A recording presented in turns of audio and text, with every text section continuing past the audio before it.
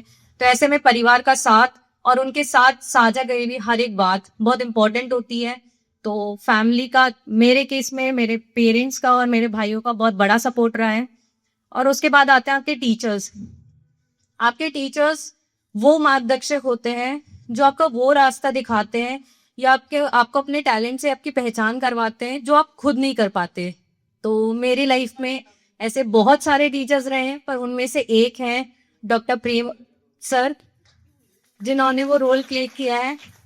To be honest, जब मैंने coaching join करी थी तो मैं इस कंफ्यूजन में थी कि मुझे सेमेस्टर को ज्यादा प्रायोरिटी देनी है, क्योंकि मेरे लिए एमएससी का गोल्ड मेडल शायद नेट जेआरएफ से ज्यादा इंपॉर्टेंट था।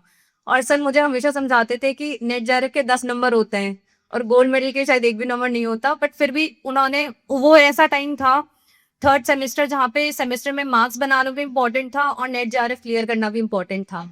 और यकीन मानो मुझे इतना भी कॉन्फिडेंस नहीं था कि मुझे ऐसा लगता था नेट जेआरएफ तो मुझसे, जेआरएफ तो बहुत दूर की बात है, मुझसे नेट भी नहीं क्लियर हो पाएगा। पर सर को पहले दिन से वो कॉन्फिडेंस था। सर मुझे ऐसे बोलते थे कि तेरी ना टॉप 5 में रैंक आएगी। तो मुझे लगता था कि सर जैसे छोटे बच्चे को ऐसे बहलाते हैं ना हम लोग की, नहीं नहीं तू कर लेगा, हो जाएगा, तो मुझे ऐसे लगता था सर मुझे ऐसे बहला रहे हैं, तो मैं इसे ज्यादा सीरियसली नहीं लेती थी।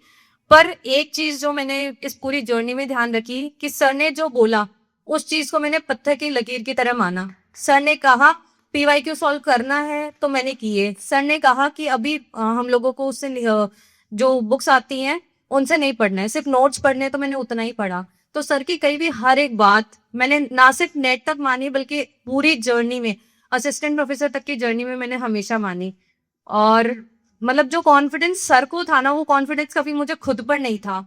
और सर ने जब ये बोला था ना कि टॉप 5 में रैंक आएगी, तो मुझे लगता था कि सर मुझे बहला रहे। पर जिस दिन रैंक आई उस दिन लगा कि सर को पहले से ही कैसे पता थी ये सारी चीजें।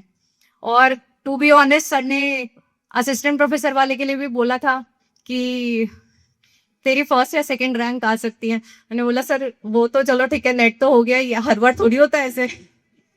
पर इस बार भी वो सच हुआ। तो जो कॉन्फिडेंस आपके टीचर्स को आप पे होता है ना, वो बहुत इंपॉर्टेंट होता है, क्योंकि ऐसी बहुत सारी स्टेजेस होती हैं हमारी लाइफ में जहां हम डगमगा जाते हैं।